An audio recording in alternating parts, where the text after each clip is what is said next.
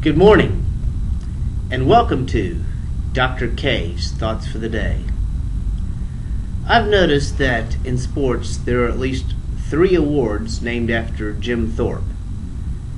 In college football you have the Jim Thorpe Award for Best Defensive Back. In the NFL you have the Jim Thorpe Award for Most Valuable Player. And at the United States Sports Academy, you have the Jim Thorpe All-Around Award for an outstanding all-around athlete. I think there's room for one more Jim Thorpe Award. You see, one of the sadder chapters in the life of Jim Thorpe was when he competed in the 1912 Olympics in Stockholm. He won 2 gold medals, and he later had those medals stripped because they found out that he had received some money for playing semi-professional baseball. Other Olympic athletes had done the same thing, but they did it under anonymous names. But no, Jim Thorpe used his real name and he lost his medals. So they eventually restored him posthumously in the 80s. But I think there should be a Jim Thorpe Award for people who've had their victories taken away from them.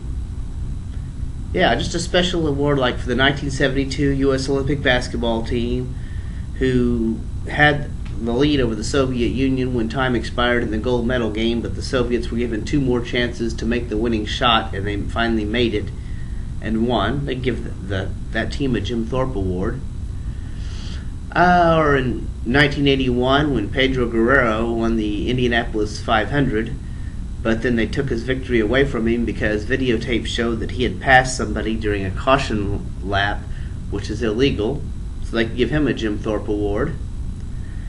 Doesn't have to be just sports either. Milli Vanilli could get a Jim Thorpe Award.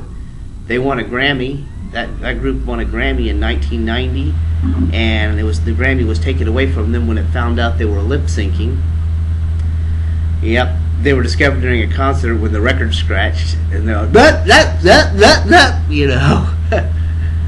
I was wondering, because one time I had backstage passes to a Milli Vanilli concert, and right before the show, one of them got laryngitis. I don't know why, blame it on the rain, whatever.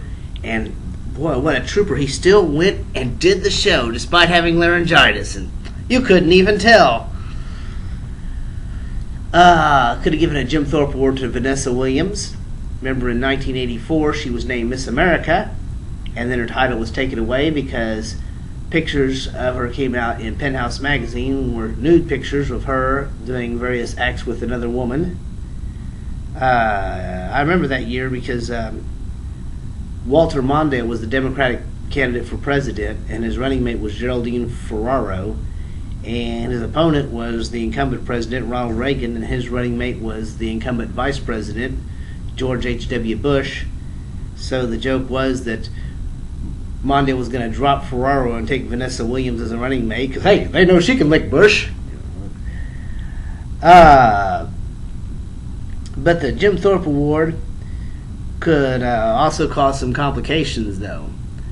Say, for instance, the 1982 French Open tennis tournament. A 17-year-old Swedish kid by the name of Mats Wilander was playing in the quarterfinals against Jose Luis Clara of Argentina. After Wilander had won what appeared to be the winning point, and it was a questionable call, and Clara was about starting to approach the umpire to argue the call. But before he got to the umpire, Wilander got there and talked to the umpire, and then the umpire announced, "At the request of Mr. Wilander, the final point would be replayed." Clara just stood there stunned. He couldn't believe it. And he lost the next point. Wilander won the match, and he went on and won the French Open. But I'm thinking, what if Wilander had lost that point?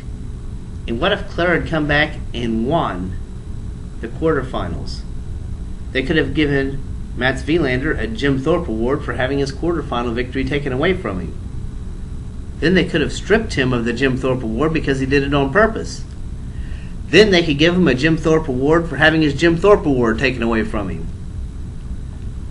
Thank you for watching Dr. K's Thoughts for the Day.